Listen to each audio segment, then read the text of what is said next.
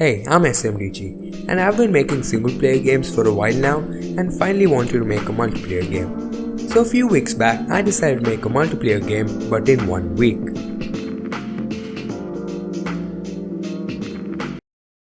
So I decided to make a small battle royale, except instead of guns you have swords, and the player is also given an ODM gear, which for those who don't know is from an anime called Attack on Titan, which are basically just two grappling guns attached to your hips. So the very first thing I did was to find a suitable networking solution for Unity, which basically just saves me from typing the entire code for setting up a networking system.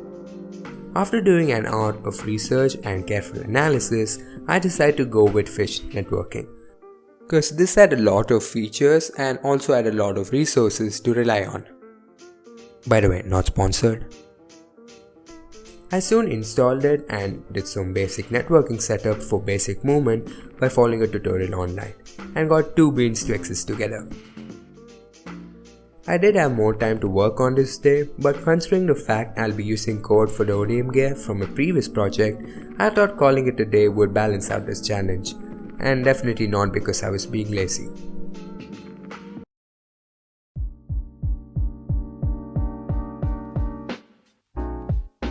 I added an ODM gear by using the code of a previous project, and once I had everything set up, I tried running it and found a bug which I don't think anyone would really notice, which was that the player was not able to see the other player's grappling rope. So I spent another 3 hours trying to figure this out, and finally at the end of the day found out that just allowing two players to join a game and have control of them isn't going to work, but instead you have to implement something known as synchronization, which is basically a player sending data to other players about what they are currently doing so that their actions are implemented even on the other player's game instance. By the time I arrived at this conclusion, it was already the end of day 2.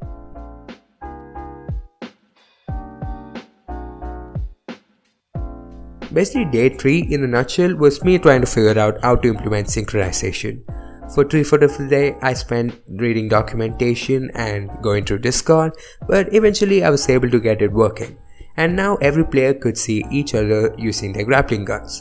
After half an hour of just grappling around in this and feeling happy about what I had just done, I spent the rest of the day importing a model from the asset store and setting up its animations using a blend tree, so that I can use it as a player model.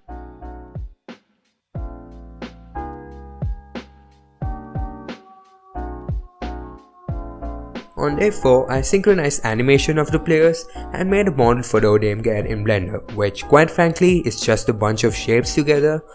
One issue I did notice is that the player and the grappling hook didn't quite match their positions together, and this issue goes back to something which at this point has taken 2 whole days of my life, and that is synchronization. So after spending some time, I got through the problem by watching a video by Baji, who mentions how he solved the problem in one of his videos. Using this, I now had a smooth looking grappling movement by a man with intense core strength.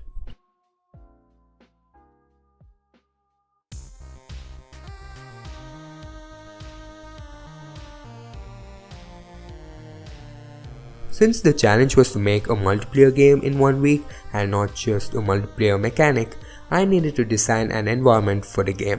This was also a good reason for me to get a break from coding and stay away from synchronization. I swear I don't want to say that word again throughout this video. So I ended up spending the entire day for this.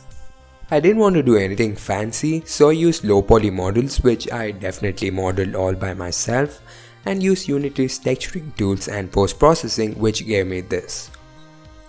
Definitely doesn't look that great, but for the challenge I think this would be enough. I also created a cartoon water shader to surround the land and call it a day.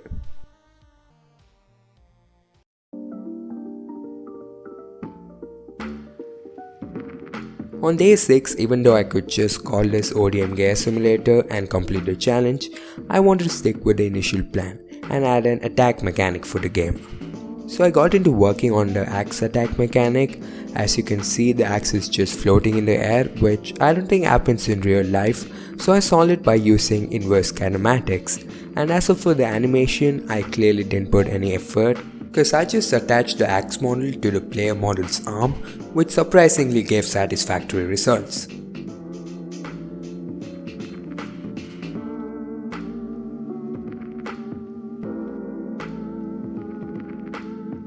It was the final day of the challenge, and having everything working, I spent a lot of time on fixing bugs and adding sound effects.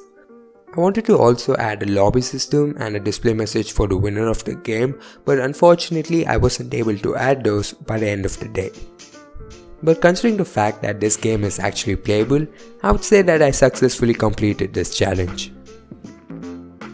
Although the players still need to verify with their friends whether they are dead in the game or did they just wander off into the ocean.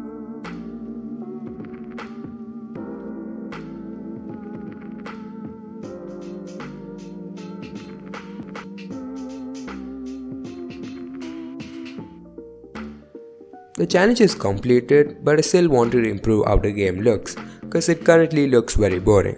So I spent one whole day setting up the environment using assets which I definitely made, for which I have added links in the description by the way, and got this.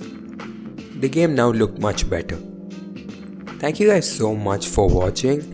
I don't think I'll be working anymore on this project since this was just something I made to get started with making multiplayer games, but I will be uploading more videos on my other projects including a devlog for my indie game. So if interested in that, you can subscribe or follow me on Twitter. See ya!